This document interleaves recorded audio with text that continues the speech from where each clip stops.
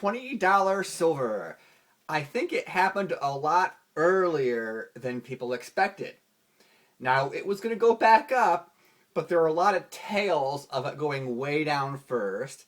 And really, it's the Brexit event that surprised so many people. The conventional wisdom, of course, was that the people of Britain would never vote to exit, ever. That was a conventional wisdom. They would never vote. And that's what all the media said and the experts said.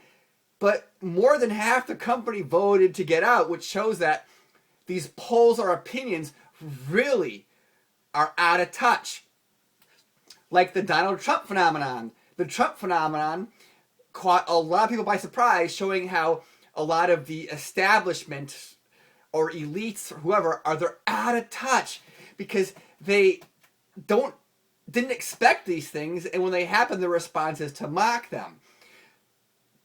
Now, when the Brexit happened, of course, we all saw gold just skyrocket suddenly. And before Brexit happened, even like in the alternative media, there wasn't much buzz about it. There was no, oh my gosh, Brexit's going to cause gold and silver to spike. That was like almost, not heard. And then it happened, and now they're going up, and silver's at 20. And of course, this Brexit is far from doomsday. There is nothing doomsday about Brexit. Before 2012, there was a lot of doomsday stuff with the precious metals. But this is not doomsday, yet we've had quote, doomsday rallies in these metals. I mean, these metals have been rallying like it's doomsday. And there's no doomsday. So that shows you that there's a lot of juice left in the silver. Here, where it says, okay, yeah, there's still a lot of juice in the silver. It's like a silver spring. It goes down, it gets smacked down, and it can still spring up from events like Brexit.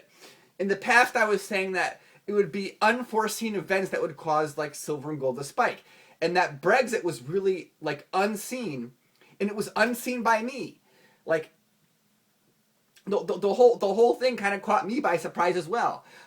Granted, part of it is if I have other things going on, I'm spending less attention on things like Brexit.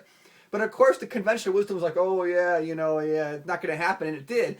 And that night, things really, really changed in the precious metals market.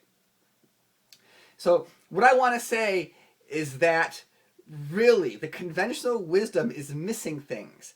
I'm going to go to the root of this conventional wisdom being wrong. So back in the 2008-9 time period during the bailouts, right, there was a economic crisis, and it was impacting the whole society.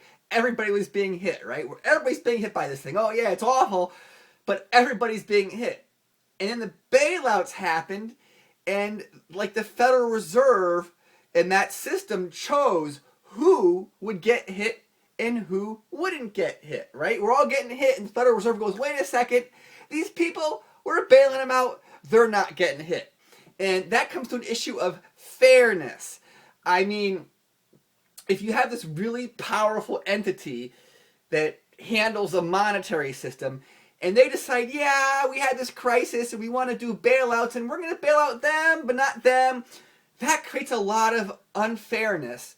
And when you see many people who made mistakes didn't get quote punished for them, right? I mean, if you're in the markets and you're gambling and whatever, and you make mistakes and you get punished, yeah, that's part of the fairness, right?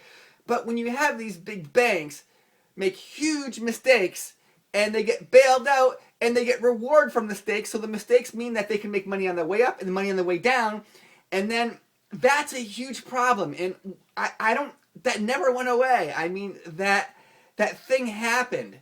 And with the Brexit and Trump, it's kind of like there's an echo. And it's almost like the media has forgotten, geez, a lot of people felt screwed over by these events. I mean, if you're going to have an economy in trouble and everybody's getting punished for speculating or investing or just being around, yeah, we're all getting screwed. It kind of sucks, but I mean, there's an element of fairness to that because we all took risks. But when you have entities being bailed out, and you say, wait a second, many people have to, they took risks and they're paying the price, and you have a select group that takes the risk and doesn't pay the price, that creates a huge part of unfairness. And our whole civilization works on a level of fairness. Everybody cooperates because they think there's fairness, right? I mean, most people are law-abiding for the most part citizens because of fairness. Yeah, I go to work, I pay my taxes, I follow the traffic signals, I don't break these laws because it's fair, you know. But when you see that there are people above the law, it means, well, why should the rest of us follow the law? I mean, if the law doesn't apply to them but applies to us, like, you know, talking about that's like turning that just the wheels start falling off the machine. And I think that what happened in 2008, 2009, that's one of those things. Well, you know, hey, you know, it's like capitalism for everybody, but socialism for the top. They can screw up. They can get bailed out. They don't have to follow the law. They don't. In fact, whatever the rules are, is they make the rules as they go along. But whatever rules they make, the rest of us have to follow that, and that unfairness causes a lot of resentment and anger, and people are just looking for candidates or ways their voice can be heard. Brexit, okay, their voice can be heard. Okay, we'll vote out. I mean, that might be their only outlet for their voice being heard. Same with, you know, politicians. It's like, geez, Hillary's going to be more of the same. I mean, as far as the establishment, Hillary is as establishment as it gets. Now, if you're in this establishment and it's benefited you, you're going to be like, yeah, Hillary's the greatest thing. I mean, if you're the beneficiaries of the bailouts, it's like, yeah, that was great. Let's have more of that. Let's get Hillary in there. That's kind of what I'm seeing. Like, I'm seeing it from that perspective.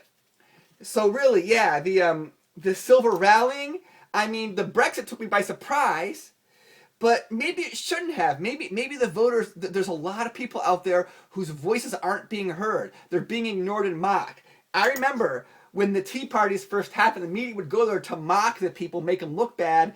I mean, originally the Tea Party, most people in there were just fed up of this like unfairness and what's going on, and of course they became a target of mocking. Later the movement got dumbed down and whatever, but it's almost like with the way that the way the social media works, and it's there's some kind of engineering going on. I think that the people in power who are very smart, who have very many resources, they're very good at manipulating memes and thoughts and medias and so forth. And this all goes back to unfairness. No matter if you're at the top being the beneficiary of this unfairness, and there are people who have been on the wrong side of the unfairness, no matter what spin you want to do, is not going to change the fact that they were on part of the unfairness. And yeah, so gold's gone up, silver's gone up. I kind of waited because it was like, geez, you know, if I'm a contrarian indicator, I don't want to say anything. I want the metals to keep going up. But now on YouTube, the hordes of silver and gold pumpers are back because of this rally. So it's like, well, gee, you know, the whole wave is back. So I'll start saying stuff now because I was like, yes, let's see this stuff silently go up. Let's see $50 silver and not a video being made about it. I was like, that was the plan, to have $50 silver without a single video being made about it. But, you know, maybe that's too ambitious.